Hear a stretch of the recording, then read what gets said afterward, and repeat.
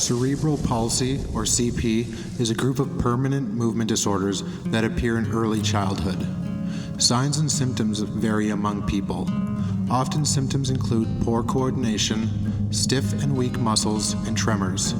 There may be problems with sensation, vision, hearing, swallowing, and speaking. Often babies with cerebral palsy do not roll over, sit, crawl, or walk as early as other children of their age. Other symptoms include seizures and problems with thinking or reasoning, each of which occurs in about 1/3 of people with CP. While the symptoms may get more noticeable over the first few years of life, the underlying problems do not worsen over time. CP is caused by abnormal development or damage to the parts of the brain that control movement, balance, and posture. Most often, the problems occur during pregnancy. However, they may also occur during childbirth or shortly after birth. Often the cause is unknown. Tracy Latimer was born November 23, 1980.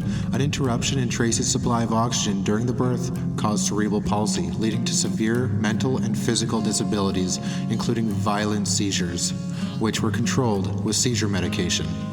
She had little or no voluntary control of her muscles, wore diapers, and could not walk or talk. The Supreme Court judgment of 1997 noted it is undisputed that Tracy was in constant pain. In her medical testimony, Dr. Zeus, Tracy's orthopedic surgeon, noted, "The biggest thing I remember from that visit is how painful Tracy was." Her mother was holding her right leg in a fixed, flexed position with her knee in the air, and anytime you tried to move that leg, Tracy expressed pain and cried out. She also noted that despite having a hip that had been dislocated for many months, Tracy could not take painkillers because she was on anti-seizure medication, which, in combination with painkillers, could lead to renewed seizures, stomach bleeding, constipation, aspiration pneumonia. Robert Latimer reported that the family was not aware of any medication other than Tylenol that could be safely administered to Tracy. Considering it too intrusive, the Latimers did not wish a feeding tube to be inserted. During her life, Tracy underwent several surgeries, including surgery to lengthen tendons and release muscles, and surgery to correct scoliosis, in which rods were inserted into her back. Tracy attended school regularly in Wilkie, Saskatchewan. People who worked with Tracy in group homes and schools described her smile, love of music, and reaction to horses at the circus. According to the Crown Prosecutor's brief presented at the second trial, she also responded to visits by her family, smiling and looking happy to see them. There is no dispute that through her life, Tracy at times suffered considerable pain. As well, the quality of her life was limited by her severe disability. But the pain she suffered was not unremitting, and her life had value and quality. End quote. On October 24, 1993, Laura Latimer found Tracy dead. She had died under the care of her father, while the rest of the family was at church. At first, Robert Latimer maintained that Tracy had died in her sleep. However, when confronted by police with autopsy evidence that high levels of carbon monoxide were found in Tracy's blood, Robert confessed that he had killed his daughter. He picked her up out of her bed and carried her to his truck. He connected a hose from the truck's exhaust pipe to the cab. Tracy fell asleep and never woke up again. Robert Latimer said his actions were motivated by love for Tracy and a desire to end her pain. He described the medical treatments Tracy had undergone and was scheduled to undergo as mutilation and torture. Robert asked, "With the combination of a feeding tube, rods in her back, the leg cut, flopping around, and all the bed sores, how can people say she was a happy little girl?" This whole case has an odd, almost nervous air surrounding it. It hits everybody on a moral level, whether you're for or against mercy killing.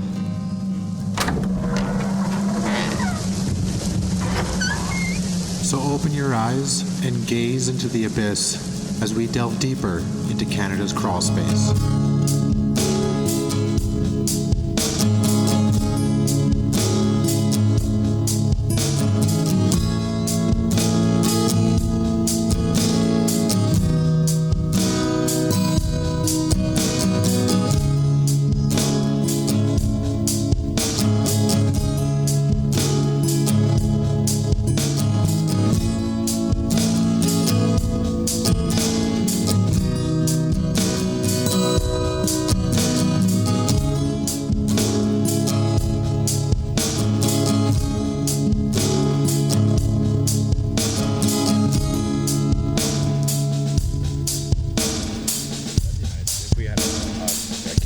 something like that. Yeah. Yeah. Well, I could just do it right from my phone. Hey, yeah. Yeah, we're talking about doing Facebook Live. You know what, guys? What? Sorry. Fuck Walmart. Sometimes. Oh, this has been the big thing with you on Facebook this weekend. It has, yeah. Well, Walmart pretty amazing. and Tim Hortons have been attacking both. Oh, yeah, that's right. Yeah. Walmart, they've got 12 items or less lines, and they are equipped for 12 items or less. How do you feel about that? I'm fine with that. Yeah. I like them. Yeah, me too, when I have 12 items or less. Yeah. But when Walmart tells you when you've got a cart full of items to go through that 12 items or less, which I experienced, and I wrote about, and people defended Walmart. Yeah. How do you defend 60 plus items in a 12 items or less? They say, "Oh, you could have gone somewhere else," or but they told them to go there. And it's were all the other checkout lines open? There were plenty of regular checkout lines open. It wasn't busy. No, and it wasn't busy. Okay, so I was going to say, if it was busy and all the other lines were jam packed too, I could see that just to put people through. We passed a regular checkout line where they were putting pillows through, and we thought, well, we could stop there, but 12 items or less, fuck, it'll go fast enough. Then we hit the 12 items or less, and there's a fucking dude there with like 8,000 fucking pieces of produce, and he's putting 4 or 5 on at a time. And I mean, at this point, I can back out and go to the pillow line, but it's like you can't not watch this horror unfold. So I'm standing there and I'm looking and I'm like, holy fuck, that's a lot of items. Then a guy comes and stands in line with us, and I looked at him, and then he looked at me, and then he fucking got out of there. But I stuck it out because I could not believe it. Just couldn't look away. And then so what happened was I got a message on Facebook from somebody from this dude's community or something like that, because I didn't blur out the guy's face. And he goes, "You don't need to edit the picture. We've already reported you to Facebook and to Walmart." And then, I'm terrified. Yeah. So I said, "Oh shit." But so then he said they told him to go through there. But then that brings me back to my original point. If you have a 12 items or less, don't fucking tell somebody with 60 items to go through. I know. If somebody is standing there not putting anybody through, wait till somebody with 12 items or less comes. You don't have to be doing something constantly. Yeah. If it's slow, it's slow. Keep that fucker in the right... It's supposed to be the express line. It's supposed to be exactly. fast. Yeah. Exactly. And they obviously didn't have enough express lines open, like checkouts. So Walmart, you scumbag fuckers... But you also did go back and edit the picture so that I did. I put a sombrero and a mustache on, and then I booted Tim Hortons for their shitty whipped topping, which isn't whipped.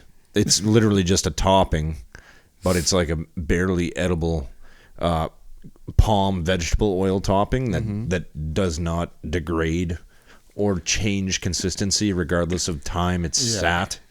So I mean, you could literally you would die before that topping spoiled. If you got a Tim Hortons Ice Cap Supreme with whipped topping the day you were born, and you held on to that until you turned 85, there would be ice cap residue plus topping on it. Somebody could fucking lick that at your funeral, and it would taste the same. It'll be right there on your casket. He loved this thing. Well, not enough to drink it, apparently. We don't know why he loved it, but he kept it under glass. So if you're selling me something with a what you advertise as like a whipped topping, because they say, do you want whipped cream? Do you want whipped topping? And then I say, yeah, I'd love to have whipped cream, but fucking sell it first, and then give that to me, because that's what I want. Cream. So if I got to pay an extra 20 cents to get real whipped cream, I would do it. It's not an issue of people being too fucking cheap. It's an issue of you being too fucking cheap, Tim Hortons and Burger King. Yeah. Because they both use the same. Yeah. Well, it's because Burger King owns Tim Hortons. Well, they don't anymore. Apparently, really? An Indian firm that didn't last long. No. So now we're twice removed from actually having any connection at Tim Hortons whatsoever. I go to Tim Hortons once a year. Well, that food is pure garbage. If you're buying the fucking food there, then you've made a terrible mistake.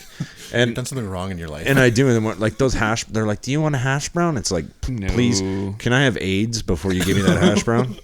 Can you just shoot me with an AIDS needle and then keep the hash brown? I did like their extreme Italian sub. Oh, well, I was don't a know if fan I've of ever that. had that. There was a lot of people on that post of yours. Holy I know. shit. And that's the same with the Walmart one. People defending Walmart, people defending Tim Hortons and their shitty decision making. And it's my fault somehow. They're like, well, just don't buy it. And it's like, well, that's not the issue. The issue isn't if I buy it or not, because they're not losing any money holding onto this fucking bag of immortal topping. Like Immortal topping. It doesn't spoil, so I mean, they're not losing anything on that. Yeah. But apparently, yeah, everything's an issue. Somebody's always got to, like, I'm pointing out these valid arguments. It's a boots and salutes page too, where you're supposed to boot stuff. And But people are like, coming on how dare you come on here and whine? Yeah. And it's like, and then like some of these people are like fucking whining more than I am about me whining. They're Yeah. like, Well, that's because you attacked their whole livelihood. They go Yeah. to Tim Hortons every morning and they go to Walmart for everything. And Yeah. That's my life you're putting down. and it's like you're telling me I'm whining, and you just spent more time than I have in this thread complaining about me. It's like, now who's the real victim here, me or you? You're clearly more hurt about this than I am. That's the internet. That is. It is, and you're right, it is. And so basically the moral of the story is like, fuck Walmart, fuck Tim Hortons, and Burger King by association. Start using whipped cream, real whipped cream. People will pay for it. People will pay for it. You listening, Walmart? Are you listening? Are you listening, Tim Horton? Are you listening up there, you dead bastard? He's like, I don't care. I don't even own it anymore, and I'm dead. I'm dead. Wow. That was a good rant. It was real good. Thanks for letting me get that off my chest. All right, welcome to the Crawl Space. I'm your host. I'm Sean. I'm joined, as always, by my other two hosts, who will now introduce themselves. This is Corey, the Tim Hortons torturer, and the Walmart wobbler. I don't know what that means. I wobble Walmart. I give it a 1-2, a clean left and a right jab, and fucking wobble it. Followed by stiff uppercut down. And I'm Jesse Anderson. Yeah.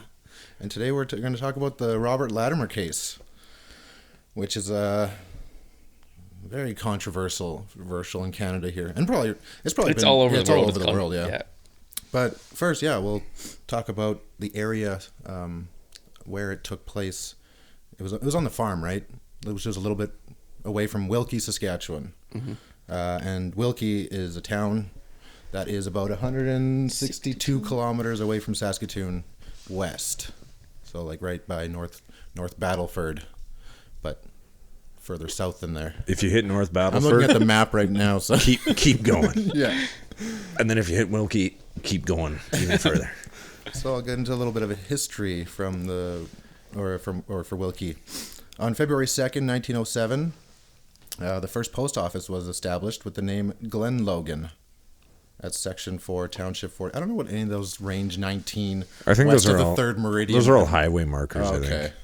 Those are the actual RMs? plot of land that you have. Gotcha. That's the rural municipality, is it not? Like that's like the RM of. Well, the RM is a space of land or whatever, but like the words he's just describing is the exact plot of land you could find on a map. Okay. This is good. Those are good plots, Sean. This is a good thrilling map. I brought it up. I'm just. The post office changed name. This is thrilling too. The post office changed names on October 1st, 1908. It was a year only. No longer the Glen Logan? Yeah, no. It just changed it to Wilkie. And Wilkie was once home to the world's largest grasshopper. Which is the only good thing about Wilkie. Yeah, I've never been there. I don't think so. Nor have I, but that's probably for a reason, right? So there's about 13, or as of 2011, there was 1,301 people that lived there. We topped 1,300. Yeah. If you go onto the town of Wilkie's website and look for tourism of Wilkie, the swimming pool is The top- like the top top spot. top charting tourist attraction. Nice. And they have a memorial on Main Street, which is also a big deal. We gotta go. It's time for a road trip. All right. The Wilkie family history. The town of Wilkie, Saskatchewan, was named after Mr. Daniel Robert Wilkie, who was the president of the Imperial Bank of Canada from 1906 to 1914. He was a backer of the Canadian Pacific Railway and a member of the Canadian Art Club. Mr. Daniel Robert Wilkie. Why did they say Mr. Daniel Robert Wilkie every time? Because he's that important. I He guess so. commands respect. And his family lived at Seven Oaks, a heritage property at 432 Sherbourne Street, Toronto, which was completed in 1875. Why does that matter for the town of Wilkie? That's where his family came from, I He guess. didn't live here. Yeah. Why were we named after him? Well, it's probably his money that brought the CP here. Just like the Jim Pattison not Children's the cerebral Hospital. palsy. Or the Remy Art Gallery. I mean, The Remy Modern? Money buys naming of several Yeah, that's true. names. Yeah. and there's a bunch of other stuff. That's pretty much all there is to Wilkie. Basically, fuck Wilkie. To any of our Corey's Wilkie a- listeners out there, we apologize. Corey's views do not reflect. Yeah. Okay. So I'm gonna I did next to no research on this. Which is perfect. So, yeah, this is gonna be just almost a discussion, but I'm gonna read through the See, but Wikipedia. let me just say this: the fact that you don't have to do a lot of research on this and you still know exactly. the foundation of this story and the basics, Yeah. tells you how big this was, how controversial this was. Yeah. So I'll Right, Jesse? Yeah. All right. Robert Latimer. He was born March 13th, 1953. He was at the time, I don't know what he's doing now, but he was a Canadian canola and wheat farmer. What is he doing now, Jesse? I don't know the answer You to couldn't find that? No. He was convicted of second-degree murder in the death of his daughter Tracy on October 24th, but she died on October 24th, which I think I've already said that in the... I'm getting text messages and it's fucking me up. I should put on airplane mode. Let me do that. There we go. Okay, this case sparked a national controversy on the definition and ethics of euthanasia, as well as the rights of people with disabilities, and led to 2 Supreme Court decisions on Section 10 of the Canadian Charter of Rights and Freedoms, and later on cruel and unusual punishment under Section 12 of the Charter.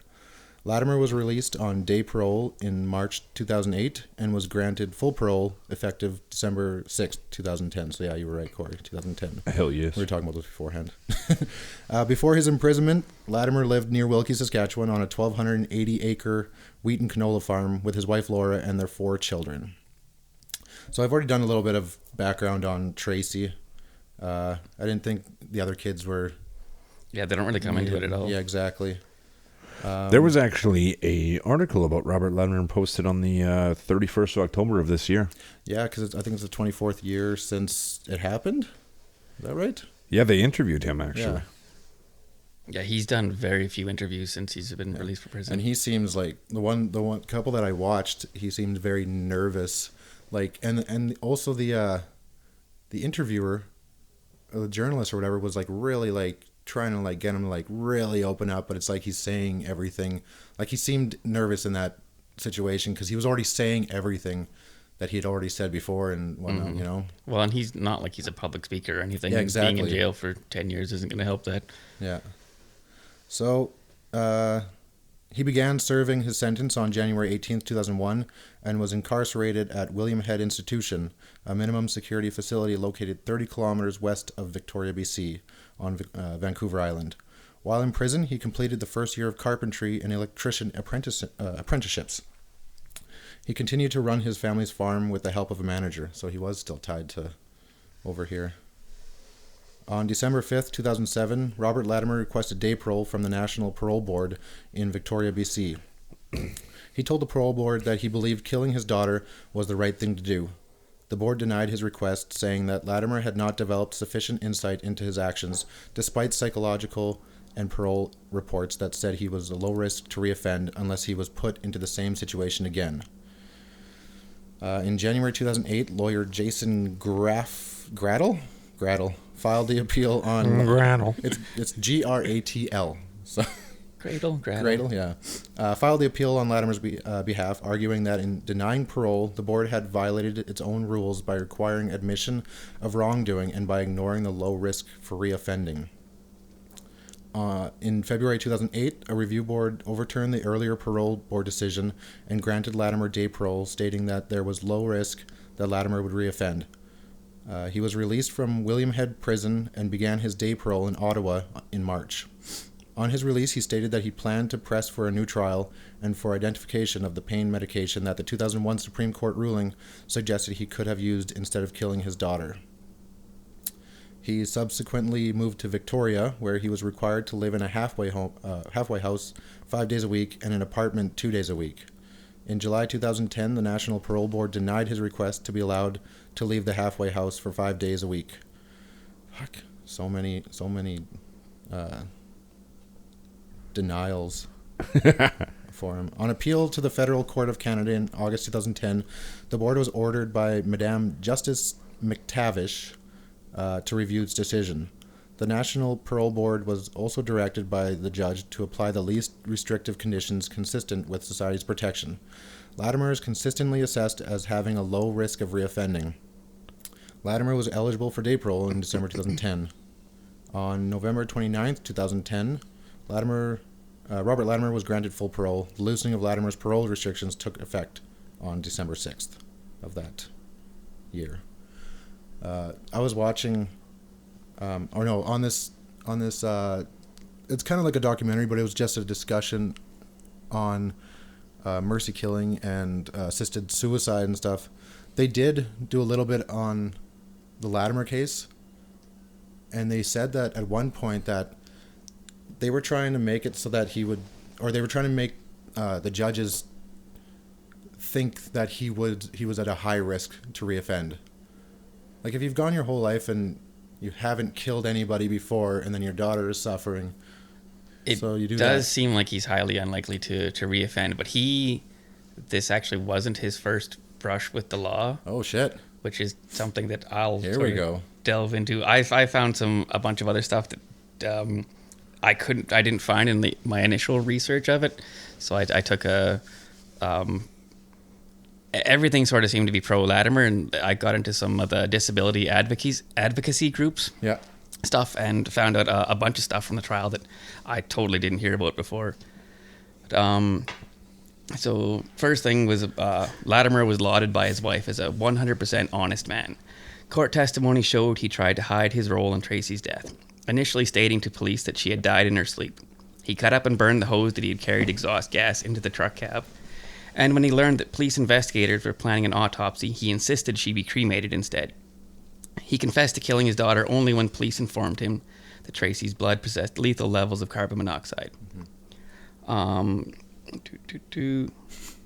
Latimer's first visit to the Saskatchewan Court of Appeal in 1995, Chief Justice E.D. Beda wrote that the defendant was typical salt of the earth, a devoted family man, loving, caring, nurturing. But Mr. Justice Beda was as aware as anyone that Latimer had a dark side. He'd either forgotten or was deliberately ignoring the fact that in 1974, he himself had presided over a trial in which a jury in Battleford, Saskatchewan, had convicted the then 21-year-old Latimer, along with another young man, in the rape of a 15-year-old girl in Latimer's hometown of Wilkie on September 8th, 1973. So Latimer's supporters can claim that Tracy's death was his first brush with the law, only because the rape case was overturned on a technicality regarding the judge's handling of the case. A retrial was ordered, but the Crown declined to prosecute. So, holy shit! So why would the Crown decline to prosecute if there was any evidence whatsoever to indicate that rape occurred? I don't know. This is literally all that was on about that, but that was just something that didn't pop up. Yeah, I never heard of that before at all. And there was another thing was also unreported was Latimer's fear of medical procedures. In court, he was described by defense lawyer Mark Brayford as a little bit phobic about the medical profession. Latimer was more than a little bit phobic. His wife Laura admitted that on the stand that he was very squeamish about medical matters. He was afraid of blood, afraid of needles, afraid of anything medical. Anything to do with women's health. He used to say vaccination was cruel. Oh, I don't even know what to say to that. Well, I mean, it's not like Robert Latimer was Mensa or anything like that. Yeah. He's a farmer from a small town in Saskatchewan. No, you don't have to be smart about it, but it's just the fact that his daughter had to go through so many medical procedures, and he was freaked out about it and couldn't deal with it. Definitely, I get that. Yeah, I get the angle there. And there was something else. I can't find it right now, though. Sorry, guys. You failed me. Well, I just copied and pasted all this stuff, and it's not really in the order that I want it to be in. But anyways, like, just to sort of start the conversation, I remember when this first happened, I would have been like a year younger than Tracy. Yeah. So she was murdered. I come from my mom and her family, super Catholic. So anything killing is not the way to go. Yeah. So that's the viewpoint that I looked at it through, and for a long time continued to look at it through. And then I got older, and my viewpoints shifted a little bit. Not that I agree that he killed her, but I sort of, from what I'd heard, felt some empathy for them. I didn't fully condemn him anymore. I didn't condone it, but there was a little bit of empathy. And then reading more into it because of this, I'm more back in the line of where, like, no, he shouldn't have done what he did. Like, it just seemed wrong to me. It's really hard to put yourself into that position. You know, like being the father of somebody who's in a constant state of pain, where, like, if you move your leg, you're just fucking screaming, and you can't even talk. Like, she couldn't talk or anything either. You know, like, it's really hard to, like, put yourself in that shoes and like really feel empathy towards it. You know, like, you can feel empathy, but, like, to empathize with it, to, like, yeah, that's all I can. I was just gonna say put myself in their shoes again, and I've already said that twice. So that's all I mean. Like, really come from that position. It's a very polarizing topic because you're dealing with severe disability to the point where, like, how old was she, Jesse? She was 12. So she was 12 years old, and she had the mentality of an infant. From everything I've read. Yeah, they said between, like, I've read a few different things, between 3 and 5 months old is where they said it was. Yeah. So she had the mentality of an infant. She had no independence whatsoever. She wore a diaper. Everything she did had to be through the care of her parents. Apparently, she would smile when music came on, and she enjoyed certain things just by the look on her face. But then, if you're going off of that, I mean, plants enjoy music and apparently grow better in music. But I mean, you would kill a plant without a second thought. So, are you calling her a vegetable? Well, essentially, yes, she was a vegetable. Like, she really could not do anything on her own. Just, I mean, I can't argue that part of it, but as far as her being a vegetable, I found some more of the stuff I wanted. Well, she's not. I wouldn't say she's a full vegetable. She's not. She's not brain dead or anything like that. No. She's functioning at the very lowest level, essentially, that you could function as a human being, if you're not brain dead or on life support. Yeah, like, probably. Yeah. There's this other thing I got. In court, Tracy's mother deliberately misrepresented her daughter's condition during her last year of life. During Latimer's second trial, she stated under oath that Tracy's back surgery, in which steel rods were inserted to straighten her spine, had left her in a lot of pain. She used to be a happy little girl, and she turned into someone who just sat slumped, just waiting to be moved. She was very unhappy. Once in a while, she would sort of bat at a toy, but she was miserable. It was getting harder and harder to even have her comfortable. The thing goes on to state, actually, Tracy enjoyed her last year, and Laura's own testimony proved it. Under direct testimony, she had repeatedly stated that after Tracy's back surgery, she could no longer stand being taken out of doors or for a car ride. But under cross-examination, Mrs. Latimer admitted that less than a month after the surgery, Tracy was riding the bus to the developmental center in Wilkie 5 days a week, 45 minutes each way, right up until her last weekend. Moreover, Laura admitted in court that Tracy's surgery had taken so much pressure off her abdomen that for the first time in years she could breathe easily and digest her food properly. I don't know if digesting your food properly can be considered a victory in terms of your quality of life. It is when they wanted to put a feeding tube in her. Yeah, no, I get that as far as the feeding tube is concerned, but I mean, still, it's not like she was miraculously cured to the point where her quality of life had increased 100-fold Well, that actually could be an increase of 100 volts. It could we be. don't know. I suppose you're But right. she would still have the CP and everything. Like, she'd Oh yeah, still be like pain and whatnot. I'm not arguing Yeah, that how. yeah. I suppose from not digesting to digesting, it could be a 100-fold exactly. increase. That But could be a but great how thing. but did her independence increase to like riding the No, bus? like she was never not going to be cared for. No, but I mean, as far as riding the bus is concerned, like, was she put on the bus and then taken off the bus and then? It's still, like, if you can sit there for 45 minutes.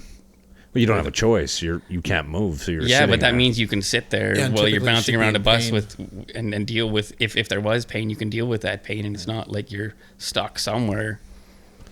But what was her expression? How could she express herself? Like, did she cry? Did she? She was able to like scream in pain and stuff. Well, yeah, it said she can cry, she could smile. So she could cry and she could smile. So she wasn't crying. So then that's an indicator that, like, she was all better, I guess. Well, I Well, would not like all better, but she was able. like she's not in the Well, she constant pain wasn't- that people said she was in. She wasn't crying. So There was during this interview I watched with him with Robert Latimer, he was describing how intrusive the feeding tube would have been, and that he didn't want her to go through that. And then there was somebody during that time who came forward who had a feeding tube inserted and said how he or she, I don't know if it was a man or a woman, he or she loved pumpkin pie. It's like, how do you taste? You don't taste it. It's through a feeding tube. Like the person had a feeding tube inserted and said that they loved pumpkin pie. You could smell it, I You can guess. smell it, yeah, but you can't yeah, taste it. because it's going through a plastic Yeah. tube in your esophagus, Exactly. down your esophagus, in your stomach. So, It was just a Is it- weird thing to bring. Is it even going down your esophagus? well, it would be. Well, is the feeding tube would be running? Do they give depends you on where a, it goes. Yeah, right? like there's feeding tubes that go right into your abdomen. Yeah. or do they do one where what's the term when they give you the hole in your throat and they fucking Like the run tracheotomy Tracheotomy. stuff? It's tracheotomy, but there's a name for the actual hole itself. I can't think of the name. Smoking hole. But if they're running it from a bag through, No matter what, whether through your throat or through Yeah. your stomach, you're not You're not tasting tasting it. It was a weird argument for them to bring forward that they did during that. you know, that she liked pumpkin somebody pie. who had a feeding tube loved pumpkin pie. It was. I didn't understand why or how that could be helpful to the to the prosecutors. I love it. I can't taste it, but I love it. Yeah. You know what? Now that I've heard this, guilty, Robert And you Latimer. bring a doctor in and be like, you can't taste it. Like all they can It's say. not tasting. It's not touching your taste buds, Yeah. or you're going through your. I guess you could love the feeling when it hits your stomach. Does anybody love the feeling when something hits their stomach? If you're real hungry. No, that's still all the senses That thir- up that- in your face that hole. third Big Mac is pretty good when it hits. But then, yeah, you're still... It's the sensation of, like, smell and taste and everything that makes it good. Yeah. And then you have this big moral quandary. Like right now, was it Norway who've completely eradicated Down syndrome in infants Yes. by eliminating the pregnancies? Yeah. Yes. They haven't eliminated Oh. Down syndrome. They've just eliminated people they- with Yeah. Down syndrome. Well, they've effectively eliminated Down syndrome because they don't allow Down syndrome children to be born, right? Yeah, but that's not to say that the Down syndrome people, were they not aborted, Yeah, wouldn't it hasn't happen. stopped. I mean, Yeah. the defectiveness still exists, but I mean, they just don't allow it to exist in the mortal coil, right? So, I mean, beyond that, so now you're dealing with trying to eliminate disabilities by eliminating them prior to birth. It's kind of like evolve. That's kind of like what they would have done way back. It is. Well, you couldn't survive as a disabled Yeah. person back then. There weren't the resources to care for Oh, you. definitely not. No. So now we've hit a point where we're advanced as a civilization and we're allowing these people to be born and we're caring for them. But is there any, like, what's the moral? How far would you go to say that, like, I disagree that all these disabled people should be eradicated? Like, Well, that sounds like Hitler. it does. Or but, Texas. Like it's, but Norway's doing it, and Yeah, nobody's pointing out like, oh, well, that sounds like Hitler. But, Oh, that lots of people are. well, I'd never even heard that before. Yeah, it's happening.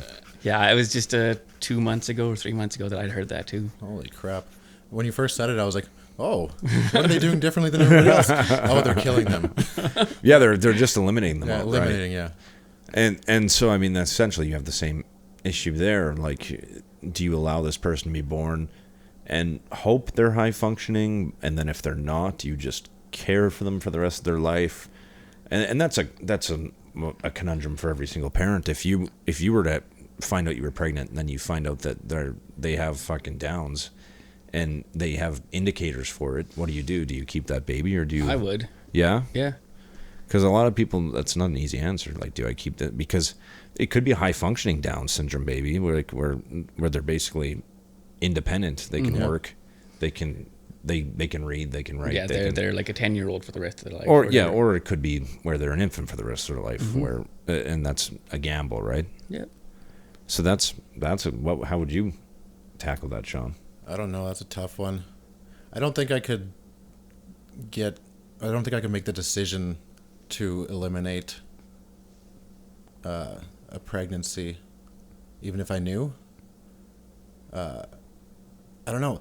I've watched a lot of things on people with Down syndrome, and they tend to make people's lives happier, like the people that they're around, because they're always happy for the most part. You know? And I've seen that, where they enrich a person's life and teach them new things. I'd have to be in the situation to even be able to. It's hard. It's tough. It is hard. And just having said that, how Sean says it's tough and it's hard, then knowing exactly how Robert Latimer felt day in, day out caring for his daughter.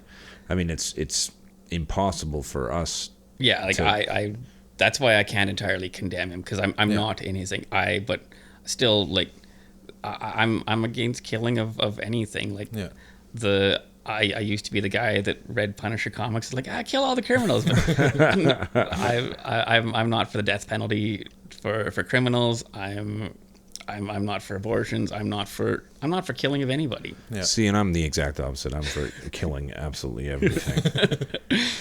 Okay, so, like, no, go on. Well, it's just this world that we live in is so fraught with chaos and evil, and I mean, and we allow it to continue because we refuse to punish the wicked, in a sense. And like you said, the Punisher, like, in our justice system, I mean, it's a revolving door. People go in, they use kids to commit these crimes because they know that the sentences are going to be lenient, and the kids are going to be out, because we have no real punishment. And like in Canada, I can't argue that either. Like, especially for like pedophile, anything involving crimes against children. Well, and those sentences are so light. Like, There's it's no disgusting. rehabilitation of those people. You don't just. Well, apparently chemical castration is about the way to go with that. If you're going to let them go, chemically castrate them before you do. Because then at least they can't bring that out, like their sickness, they can't bring that out onto the children just because they physically couldn't do it. They could still do other things, though. Well, but I think it But the urge kills, is, like it eliminates the urge. No, less testosterone. Not that it's testosterone that does it, obviously. I think it completely eliminates the sex drive altogether. Does it? Yeah, it just drops that libido to zero. Well, if we learned anything from Game of Thrones with the eunuch? Yeah, the eunuchs. So, I mean, and then as far as the death penalty is concerned, I mean, if you kill 4 people, I don't think you have a right to live. I think you forfeit your right to live. I think I'm a strong believer in an eye for an eye. An eye for an eye. I mean, take that woman that just fucking killed that entire family on that highway drunk driving, and is now in a healing lodge. Mm-hmm. And she was supposed to be in prison for a while first, and then suddenly she was. And that woman doesn't deserve to see the light of day ever again. I mean, that's an entire. I'm fine. Like, she doesn't need to be killed, but yeah, I'm fine. Put her in jail, but at the same time, if she gets to a point where she is rehabilitated, like. Well, but this is the thing with that woman. That wasn't her first DUI. I don't even think that was her second DUI. No, probably. But that's alcoholics are like that. They're going to stop drinking until they. That's the issue with our justice system too, is that we allow people to continue to reoffend until it becomes worse and worse to the point where you do something where there's no going back, right? Yeah. And I mean that's basically what we do. We just let somebody commit a crime and then we say, hey, fucking cut it out. and then we send them back out again. You don't do that again. And I mean, look at our prisons. Prisoners are rioting over their living conditions because they don't have enough channels, or they don't have access to the greatest snacks. They shouldn't. And it is punishment. You gave up those rights. yeah, and that's another thing. Prisoner rights. It's like those. That's an oxymoron. Prisoner rights. You're a fucking prisoner. You have no rights. You have the right to live in a fucking prison, but beyond that, like, shut the fuck up. And I'm all for them, like, being able to get their education and everything, though. Like, if they have a chance to, like, just like pass time so that shit like that doesn't happen. Well, sure, but then there's always people in there that are going to instigate a riot kind of thing, you know, because they're pissed off at what they're given and whatnot. that's the prison system itself, though. Yeah. Like, it's not about rehabilitation. It's about incarceration, and you need to change that too for the prisoners who maybe can be rehabilitated and haven't committed heinous crimes. Then they should have access to these programs, right? Yeah. But these prisons are set up to make you worse. Like, and that's always been an issue. It is, but it all depends on, like, Robert Latimer. He did his carpentry and his electrical, whatever. Exactly. Like, so he's, in my opinion, he's not going to reoffend, and he is somebody who can rehabilitate. Like, he's not going to go and kill somebody else. Yeah. So, like, there are the people that will rehabilitate, and I'd like to, like Sean said, give them the opportunity to do that. So, like, I believe in punishment, but you got to give the people who are willing to work for rehabilitation that opportunity to. Yeah. Like that lady who's in the healing lodge. Like, she killed a family, and that's disgusting. But she may have a chance to come out of this, and she may be the person that goes around talking to kids at schools and go, this is what I went through, this is what I did. I don't ever want to see you people going down that. That's exactly the thing. Like, alcoholism, like, the alcohol isn't the problem. It's the solution to the problem. So you're hiding all your fucking emotions or whatever you're dealing with from your past, whatever it is, you're hiding it in the bottle, right? So you get fucked up, and then you go get a couple DUIs, and then you murder somebody. Now she's in a healing lodge, so maybe she'll be able to get the help she needs from that, but I still think that she, like, you know, to deal with her past, to be able to, and like you said, maybe be the person that goes and talks to people. But, like, whereas I don't think she has a right to a future at this point. I don't think that should be an option for her. Rehabilitation shouldn't be something offered to somebody who completely wipes out an entire family bloodline. It's not fair. It's not just. I sort of agree, but at the same time, like, she didn't go out and cold-bloodedly kill somebody. She did. She cold-bloodedly killed them. It wasn't first-degree murder, though. She went and drank, and she crawled behind the vehicle. She basically took a weapon, but she wasn't taking that weapon going, I'm going to go kill this family. See, and that's another loophole, the whole first degree, second degree. So many people get off on that. You premeditate a murder. Like, just recently, that woman got off for 4 years in prison. I just read that, where she unplugged her husband's kayak so that it would take water, and they went out into the middle of the lake, and he drowned because he couldn't swim. Jesus. And she got 4 years for that, and because apparently it wasn't premeditated enough. That's the actual definition of premeditation. How did she only get 4 years? Exactly. That's our justice system, and it's sickening, because lawyers find ways to convince the jury and the judge. That's their jobs. Between first degree, second degree, third degree, even manslaughter, and the severity of each. I mean, if you willingly drink, or you willingly take a weapon and you hit somebody in the head with a baseball bat, you're assaulting somebody, you're stealing something from them, they die. That's murder. Like that, regardless of if you premeditated to kill somebody, you did. You did, you did kill somebody, but there is a difference between premeditated and getting into a fight and killing somebody. Well, not even getting into a fight. If you're going in and like, look at that armed robbery that just took place in, was it La Loche or L'Orange, where there was that bartender, or not the bartender, the restaurant owner that was there was an armed robbery and he died in the assault, and I think that sentence was incredibly lenient too. I think they ended up sentencing him 8 years or 7 years, something like that.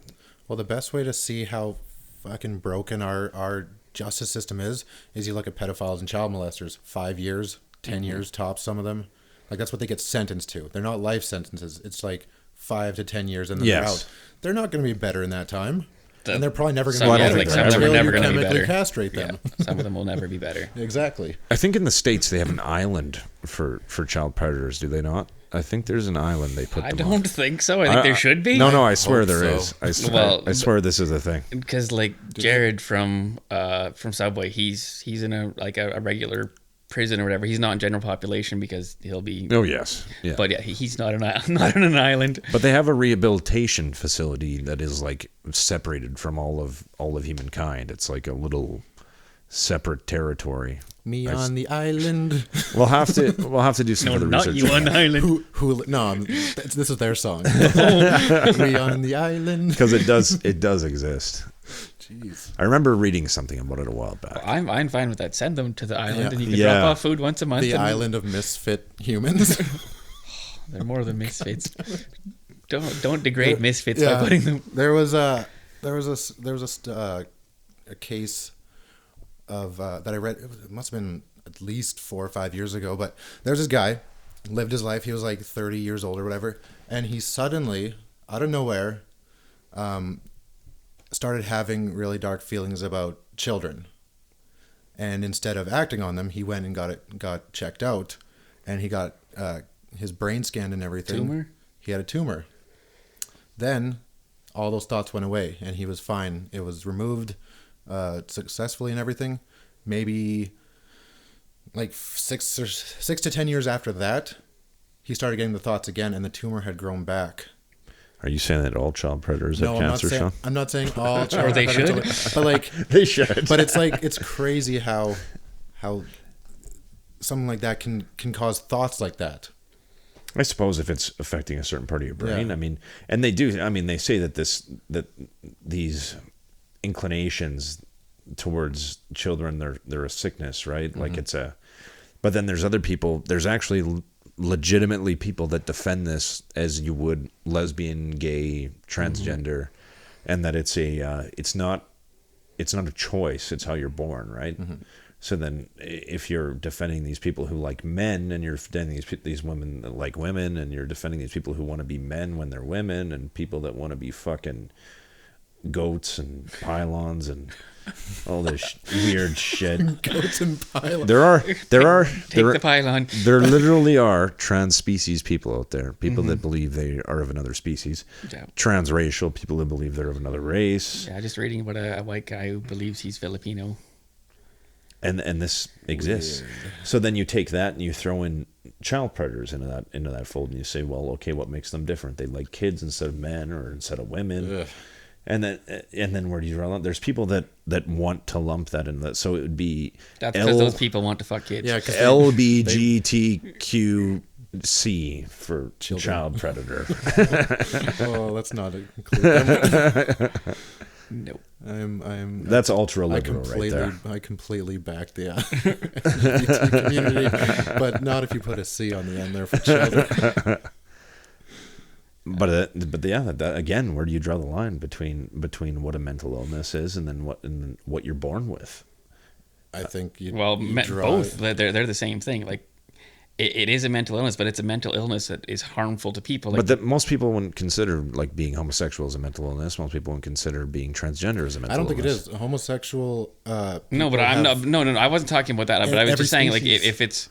if it's something that you're born with in your brain that makes you want to have sex with kids, and that's described as an illness, then that is something you are born with. But how long before they decide not to categorize that as an illness and categorize it the same way as homosexuality? Hopefully never. Yeah, I don't Because think that's ever going to happen. One point in time, we categorized homosexuality as an illness as well. And and it and was then we whatever. persecuted them for years, and yeah, but you know how left we're leaning these days, and going back to how we persecute people and how we use our justice system to punish people. Like we're leaning towards complete fucking like embracing of all of Earth's griminess and evil. I don't think it'll ever get to that. I don't know. I'm gonna say in like 20 years we're gonna get back to this and we'll be like, hey, how's that LGBTQC meeting going, guys? It's the difference between like loving and caring people and fucking predators. It is, but people love and care for Everybody's equal. Oh no, we're all I don't think equal as anybody human beings. I don't think anybody. I would swear to back a God, child people. I molester. swear to God, people back. It's that South Park episode with NAMBLA. Yeah. That's a real It organization. is. Yeah, I know. But it's not even backing child molesters or like people that have molested children, people that have these thoughts, people that feel this way, that don't act on them. They're saying, well, yeah, you're born that way. This is how you feel. You can't help it. I accept you. I embrace you. I'm never going to accept Can I them. babysit your kids? No. You don't get to be anywhere near them. And with how liberal leaning everything is, that's a real movement that's coming, Sean, and we're going to see that I movement. don't know if that's ever going to. It's already here. It's here. It's not. It's fucking here, man. I can't get behind that. Well, I know. Neither can Good. I. No, I mean, like, no, I don't. I mean, I can't even get behind that. It's a thing that's happening. It's definitely a thing. I mean, and that's just the way this fucking weird world turns, man. Soon enough. Well, if it goes down that line and everything, eventually the purge is going to be a real thing, where everybody gets one night. Yeah, of but like, the purge is a socioeconomic thing rather than a. 50 years down the line, who knows? We'll be back here. We'll be hiding in this apartment during the purge in 20 years. Windows boarded up except for holes where we can stick the guns out. Yeah. Like there are places in this world that don't allow the same things we do in North America. Like More of the world than not. Yeah, and I mean, like if somebody was to kill a family of 4 in these places, say like South America, say we're talking about Brazil, or we're talking about Africa, we're talking about the Republic of Congo or something like that. Somebody wipes out an entire family of 4, they're probably going to get burned in public around an entire village, because that's just the way it is. And I mean, you don't discourage people from committing crime when there's no punishment for the crimes you commit. I mean, what's the worst that's going to happen to you? Punishment doesn't really stop most crime anyways. It'll stop the small time. Well, I mean, the fear of actual punishment. I mean, what's the word? So say you Jesse, you go out after we do this podcast and you fucking just stab some guy for no reason, and then they convict you. What are you gonna do? Go and fucking watch Dallas at prison and then complain that like they don't have your channel, and then they'll correct that right away. Oh, sorry, Jesse Anderson. Sorry, we don't have your channel. Who shot JR? Please don't riot. Do you have the food you need? Do you have access to... Like, look at our last episode, Luca Magnotta. Mm-hmm. Well, not our last episode. He's got the cabin where they got the pizza parties. Yeah. He met his husband on a prison dating site. Like, how do you even have access to the internet? Which is adorable in a sense. He fucking chopped a guy up, raped his corpse, fucking shipped his body out to different political parties, and now he's on the internet picking up fucking guys in prison. Like, that's sickening that's even an option for him. I agree. Like, he should be shut away in a dark corner, and he gets 3 meals a day, and he gets a pot to piss in, and maybe a mattress on the floor. Well, he can piss in his own fucking... Just don't give him a pot. Just, like, put him in an airtight room and just let him piss in it until he drowns. It takes so long. That's an idea.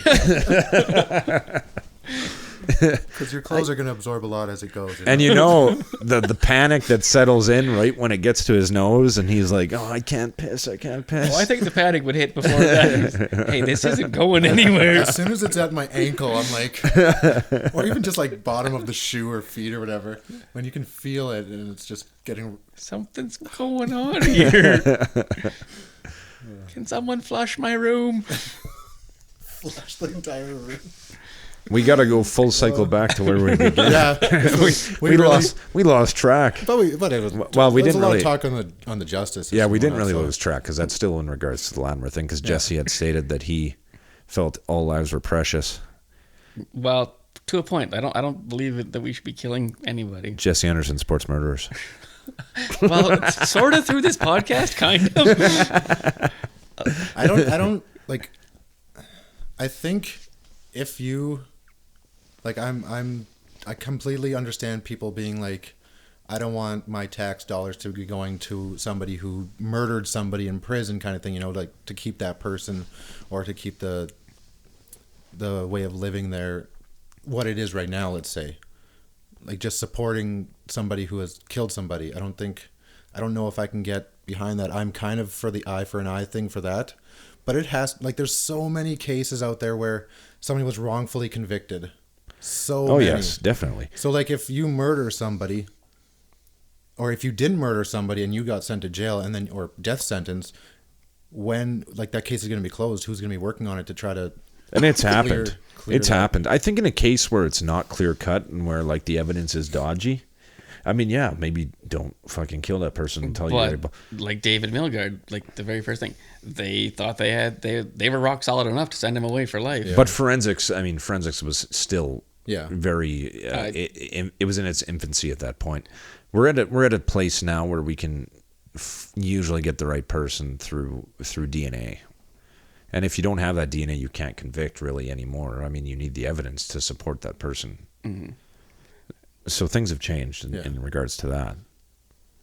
I mean, are there any statistics as to wrongful convictions like in this day and age? Like, There probably I'm is. assuming it's very slim because now it's all about DNA. Yeah, there's actual people out there working on cases constantly now. I follow a lot of podcasts. Cold cases running back in going, time. Like, no, not even like cold cases, but cases of wrongful convictions. Well, yes, yeah. The Innocence Project in the States and whatnot. It's there's a lot of people in prison in the States that probably shouldn't be there. And that's also part of that is a product of their privatization. Prison systems. Yeah. There was actually that judge that was convicted of actually sentencing youth for crimes they didn't commit just to send them to these prisons so that these prisons would make money. They had this judge in their pocket, shit. hey? And that's a real danger. I feel like I heard something about that. There was a kid who was like 16 sent to like a maximum security prison for something small, and he was just supposed to like, or maybe it was just jail, I'm not sure. But it was terrible fucking conditions for the people that were going there. Anyways, he... Whoa. What? What'd you find? The U.S., which leads the world in incarceration of its citizens, has approximately 2 million people behind bars. That means a wrongful conviction rate of 1% would translate to 20,000 people punished for crimes they didn't commit. On death row, 1 in 25 are likely innocent, according to a recent study. Yeah, I It's a can see recent that. study. But these are all people that have been on death row for years. Like, I think a lot of these cases run for 15, 20 years because they continue to appeal, right? Yeah. And they continue to push back their sentencing and they don't die in that sense until... But I mean... Just the fact that they could be, though. They've spent whatever. Oh yeah, they 15 very well years in. could be innocent. Yes. The U.S. is fucked up when it comes to... Yeah, going beyond the U.S., like we don't have the same prison system as they do. Like Yeah. we don't have people lining their pockets off of the people that are convicted. Mm-hmm. I mean, the people that work there, sure, they make money off of it, but I mean, there's no big business in prison here. Yeah. So I mean, in that sense, we don't really have to worry about that. Well, should we go back to like the topic? Thoughts on like mercy killing, euthanasia, assisted suicide? What are your thoughts on them?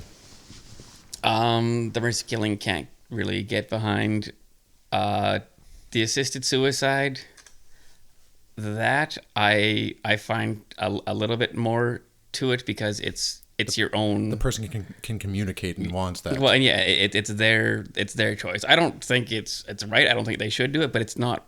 I can't tell them. Yeah, not to do it's that. not It's not our my choice. choice to do that. So if they want to, I wish they didn't. But I'm not. I'm not in their shoes as far as their own life. Like I don't know if I think I would be for mercy killing, but I don't know if I'd be able to do it. You know, like I'm just way too. I'm like an alpha pussy. You know, like Mark Maron says. You know, I'm not an alpha guy who's like I can take things into my hands and I'm big and strong. No, I'm the guy that's making fun of that guy. You know. Look at that guy mercy killing over there. You're doing it wrong, but I couldn't do it myself. Probably wasn't the greatest example. But I liked it. Assisted suicide, I'm totally behind. If your life is just constant pain and suffering, and you don't want to do it yourself because maybe you believe in a higher power and everything, and you wouldn't go to the higher power if you did it. I don't think that really matters. Like, honestly, you're asking someone to kill you. I don't think that would honestly should change anything. That's a religious loophole right there. In every movie I've ever watched, TV show with it, it's always. But like, I'm also like the type. If there was like an apocalyptic thing, I would just off myself right away. I'm not going to deal with trying to survive. You wouldn't even want to try. No, I'd be like, I'm done. This was enough. like in The Mist when Thomas Jane just completely fucking gives up. Oh, that was an awesome ending. I mean, yeah, in a good way. Like, I like the movie and everything. It's just so that happened, and then the soldiers show up. I was just like, whoa. Oh, their car literally just stalled, and they're like, oh fuck, the car stalled. Well, let's not get out and walk. I'm just gonna shoot all of us, okay? Well, you can't get out and walk because there's monsters in the mist. Well, yeah, but you don't even. I mean, they've been okay driving. They haven't contacted anything that's hit their car or anything. They've seen a few things, but yeah, I think he was a bit premature on that. Yeah, yeah. In mercy killing, I mean, it depending on the circumstances, I'd say yes. I mean, if a person says, "Hey, kill me," it'd be real merciful of you. Then probably don't do it. But yeah, not just anybody. But if you see like this fucking abomination that's like half turtle and half man, and they're like, so you're killing mutants now, are you? I'm in pain. I'm in constant pain. And then mercy killing's all right in that sense. We do it with animals already. Well, we do. They're suffering. Mm-hmm. Put them out of their misery. Mm-hmm. But that's just another. That's another self-righteous human thing. Indignation of man. Yeah, us humans are far better than anything else that exists. Hey, we don't see ourselves as animals, even though we are. We are, definitely. So we feel like it's our responsibility to kill everything around us that isn't us, which is fine, I guess. Keeps us at the top of the food chain. That's what you want to do. And assisted suicide, I mean, I think everybody has the right to their own life, and I think so and too. how they want to end it. I mean, your story should be able to end any way you want it to. Yeah. I mean, as long as it doesn't affect anybody else. I mean, if you're terminally ill and your family knows you're going to die and you just don't feel like going through that last phase of your life where your hair is falling out and you're puking and you're shitting yourself, then why not? Mm-hmm. So that would be my take on that. Mm-hmm. There we go. We have a semi-consensus. Where can we go from here? Or do we end it here? Well, I mean, we like everybody's thoughts on the Robert Latimer case, and everybody's thoughts are going to be completely different around the world on it. Well, with Robert Latimer, I think there was a petition for clemency from the courts, and 60,000 people signed it, and 150 people said that they would help serve Latimer's sentence.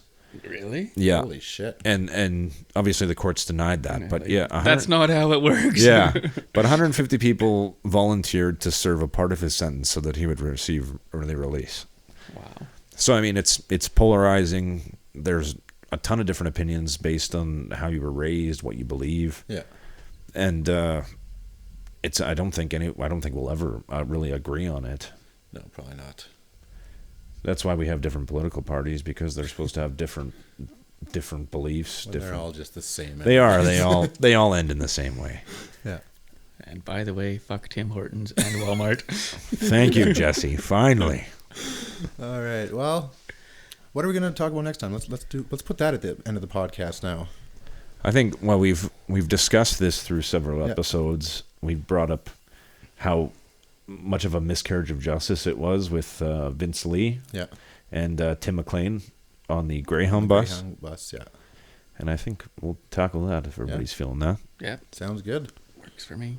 Well, try to stay alive till next time, folks. Unless you don't want to, then I respect your right to find help. Try not to get murdered.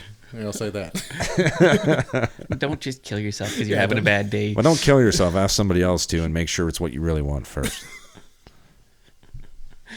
All right.